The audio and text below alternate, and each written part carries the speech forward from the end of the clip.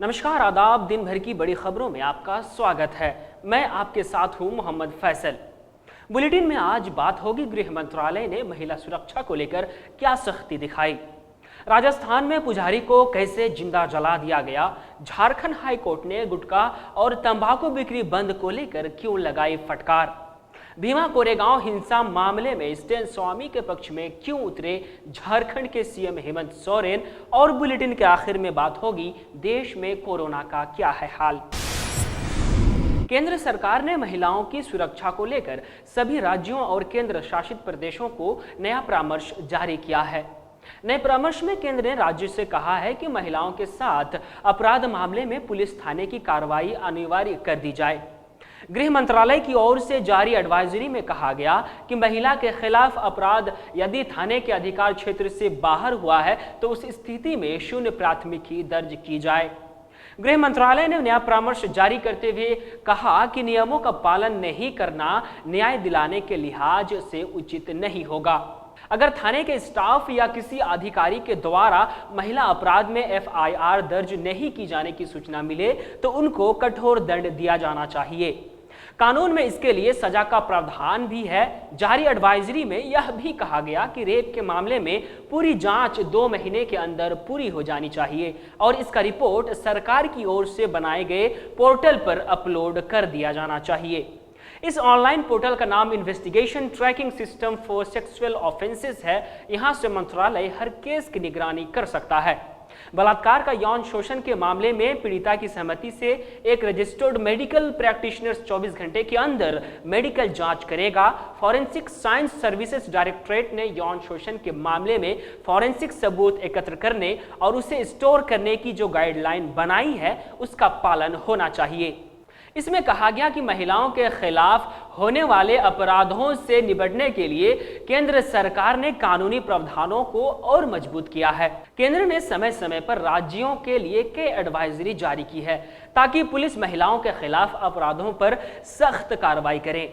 इनमें एफआईआर दर्ज करने, साक्ष्य इकट्ठा करने और sexual assault evidence collection kit 2 महीनों में जांच पूरी करने और यौन अपराधियों का नेशन डेटाबेस बनाना शामिल है। राजस्थान का करौली जिला, यहां एक पुजारी को जलाकर मार डालने का मामला सामने आया है। पुजारी को गंभीर हालात में अस्पताल पहुंचाया गया, लेकिन इलाज के दौरान उनकी मौत हो गई। जमीन के विवाद में इस वारदात को अंजाम देने की बात सामने आई है। आरोप है कि दबंगों ने जमीन पर कब्जा करने के लिए पुजारी को मार डाला। पुलिस ने मुख्य आरोपी कैलाश मीणा को गिरफ्तार कर लिया है। बाकी आरोपियों की तलाश अभी जारी है।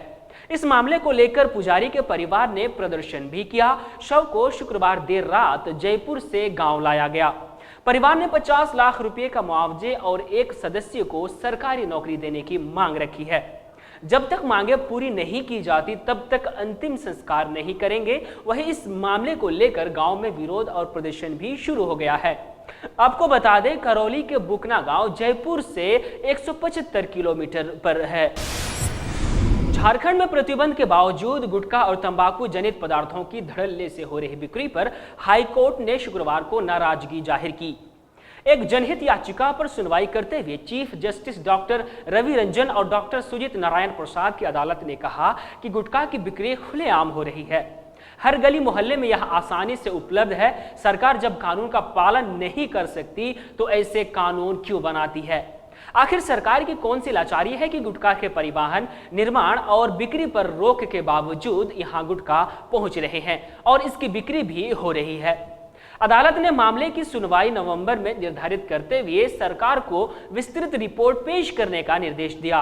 अदालत ने कहा कि खाद्य आपूर्ति विभाग के सचिव को हाजिर होकर अगली तिथि को बताएं कि राज्य को गुटखा और तंबाकू जनित पदार्थों से पूरी तरह मुक्त करने के लिए क्या कदम उठाया गया है। इस पर सुनवाई के दौरान सरकार की ओर से जवाब दाखिल करने के लिए समय की मांग की गई। अदालत को बताया गया कि जवाब तैयार है लेकिन फाइल नहीं की जा सकी है। गुटखा की बिक्री करने वालों के खिलाफ कार्रवाई की जा रही है। छापेमारी जारी है, बेचने वालों से जुर्माना भी वसूला गया है। इस पर कोर्ट ने कहा कि यह सिर्फ कागजों में ही है, हमें यह नहीं सुनना है कि सरकार ने क्या कार्रवाई की। हम चाहते हैं कि सरकार बताएं कि राज्य पूरी तरह से गुटखा से मुक्त हो गया है या नहीं। मालूम हो कि राज्य में प्रतिबंध के बावजूद गुटखा और तंबाकू जनित पदार्थों को ही बिक्री बंद कराने के लिए फरियाद फाउंडेशन ने जनहित याचिका दायर की थी। इसमें कहा गया है कि राज्य सरकार अपने ही कानून का पालन नहीं करा पा रही है। गुटखा का सेवन कर कई लोग गंभीर बीमारियों से ग्रसित हो रहे हैं। सरकार अपने ही कानून का पालन कराने में असमर्थ है, जबकि राज्य में 2021 तक गुटखा के परिवहन, उत्पादन और बिक्री पर रोक लगाई जा चुकी है। भीमा कोरेगांव मामले में हिरासत में लिए गए स्टेन स्वामी के पक्ष में झारखंड के मुख्यमंत्री समेत कांग्रेस के कई नेता उतर आए हैं। मुख्यमंत्री हेमंत सोरेन ने ट्वीट कर कहा है कि गरीबों, वंचितों और आदिवासियों की आवाज उठाने वाले 83 वर्षीय वृद्ध स्टेन स्वामी को गिरफ्तार कर केंद्र की भाजपा सरकार क्या संदेश देना चाहती है। अपने विरोध की हर आवाज को दबाने की ये कैसी जिद है। आपको बता दें कि स्टेन स्वामी को एनआईए ने गुरुवार को रांची से गिरफ्तार किया है। इधर प्रदेश कांग्रेस अध्यक्ष समेत कई कांग्रेस नेता भी स्टेन स्वामी के पक्ष में उतर आए हैं। एक बयान जारी कर प्रदेश कांग्रेस अध्यक्ष सह राज्य के वित्त तथा खाद्य आपूर्ति मंत्री डॉक्टर रमेश्वर उरांव ने अर्बन नक्सलवाद के नाम पर महाराष्ट्र के भीमा कोरेगांव मामले में फादर स्टेन स्वामी को हिरासत में लिए जाने की कार्रवाई को दुर्भाग्यपूर्ण करार दिया है। डॉक्टर उरांव ने कहा है कि अर्बन नक्सलवाद के नाम पर केंद्र सरकार देश के विभिन्न हिस्सों में रहने वाले बुद्धिजीवियों को प्रताड़ित करके उनकी कार्रवाई कर रही है। उन्होंने कहा है कि फादर स्टेन स्वामी 25 वर्षों से रांची में रहकर जनजातीय समुदाय के उत्थान में जुटे हैं। अर्बन नक्सलवाद के नाम पर उन्हें फंसाने की कोशिश की जा रही है। देश में कोरोना संक्रमितों का आंकड़ा 59.77 लाख हो चुका है। आज वर्ल्ड मेंटल हेल्थ डे है और आज संक्रमितों की संख्या 70 लाख के पार होना लगभग तय लग रहा है। हालांकि राहत की बात है कि बीते करीब 25 दिन के आंकड़ों पर नजर डालें तो लग रहा है कि नए केस और मौत का पीक गुजर चुका है। इलाज करा रहे और एक दिन में ठीक होने वाले मरीजों की सबसे ज्यादा संख्या भी इसी दौरान सबसे ज्यादा रही। 15 सितंबर को सबसे ज्यादा 1283 मौत हुई थी। 16 सितंबर को सबसे ज्यादा 97,865 नए केस आए थे। 17 सितंबर को सबसे ज्यादा 10,17,703 एक्टिव केस थे। वहीं 21 सितंबर को सबसे ज्यादा 1,02,070 मरीज ठीक हुए थे।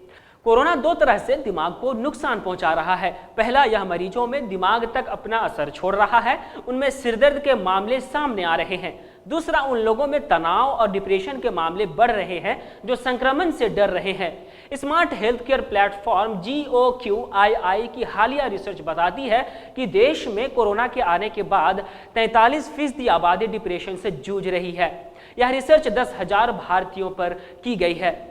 वहीं शुक्रवार को देश में 73,220 नए केस आए, जबकि 82,292 मरीज ठीक हो गए। यह लगातार 20वां दिन था जब नए केस 90,000 से नीचे रहे।